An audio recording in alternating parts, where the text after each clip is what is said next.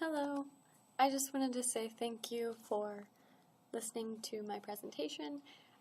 This is actually my third time delivering it. I had a little technical difficulties with the first one, and then the second one, I delivered it in front of my Gibraltar clients, and they aren't actually allowed to be recorded, so I just re-recorded it. So my name is Brooke Bunch.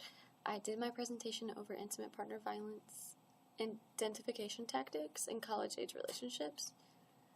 So a little bit of background on intimate partner violence. It's any form of abuse, whether that be physical, emotional, or economic. And then the normal causes of it, as depicted by scholars like Malamud, Sokolowski, Koss, and Tanaka, is hostile masculinity. There's gender differences in a patriarchal society, so there's gender roles placed on men, and not all men do this, but they, in order to assert their dominance, they sometimes overexert their masculinity, and it results in abusive and toxic relationships.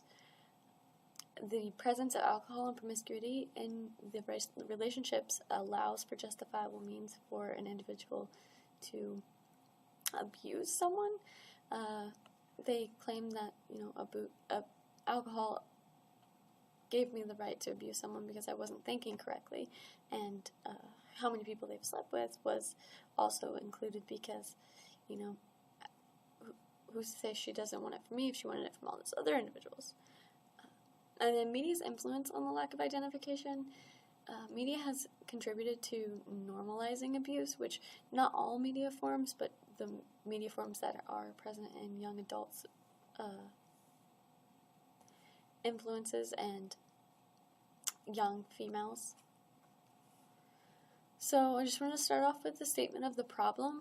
As I said earlier, abusive relationships are utilized as plot lines in media, so they're contributing to the drama of the story, and individuals are witnessing this and not recognizing it as what it is the cycle of abuse.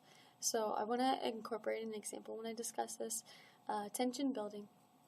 So discussing Noah and Allie from The Notebook. Tensions build, they start arguing a little bit more. Actually, their entire relationship, they argued. An incident, he got mad and punched something, then reconciliation, he apologized and had the big spiel of, I'm so sorry, I love you, we can do this, I want to fight for you every day. And then the calm, they, were back to normal and having sex again and just making up. And then it just started all over again. They went back to fighting. Individuals witness this and they're like, that's dramatic and it's love, and they don't recognize it as abuse, which is what it is. So they're misidentifying their relationship as a healthy one when it's actually unhealthy and toxic. Media reinforces toxic masculinity and allows men to assume that it's okay to isolate their partner or hit inanimate objects when they become angry. And then college-age relationships make it extremely difficult because we're in an age where we don't date, we talk. So that makes it a little more, the lines of the relationship a little bit more weary. So I looked at 16 hashtag samples from That's Not Love, You Okay Sis, Maybe He Doesn't Hit You, Me Too, Relationship Red Flags, Why I Stayed, Yes All Women, and Rape Culture Is Men. I looked at 6 movies and 24 TV shows. The 24 shows were from 13 Reasons Why, Gossip Girl, Jersey Shore, Teen Mom, Are You the One, and Pretty Little Liars. So I did a content analysis, basically counting the occurrence of specific phenomenons, which will be discussed a little bit more in the analysis portion of this, looking at different forms of media, including the Twitter, movies, and TV shows. So I specifically coded for signs of intimate partner violence, whether that was isolation, manipulation, physical abuse or emotional abuse in any fashion, and then the reaction to the abuse from the victim, by the perpetrator, and then from society. So what I found was that my hypothesis was correct.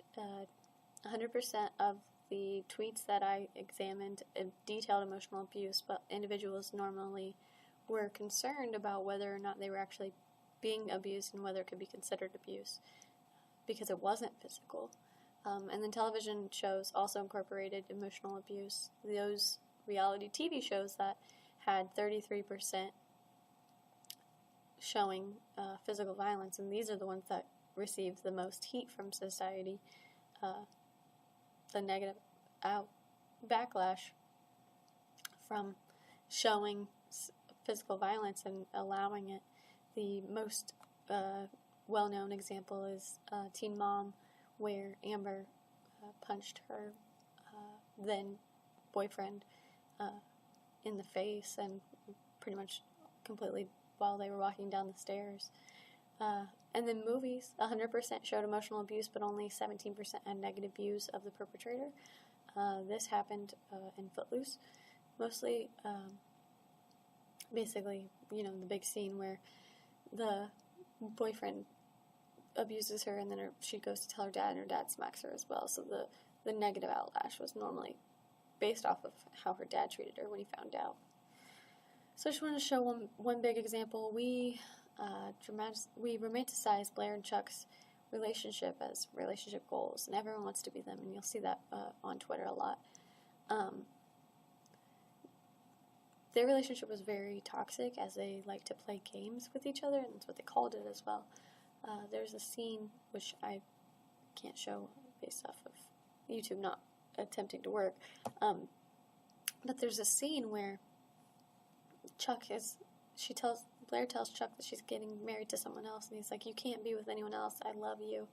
And he gets mad, and he punches something above her, and the glass breaks, and it falls on her, and it cuts her, and she's crying, and what do you know, they end up getting married at the end of the show.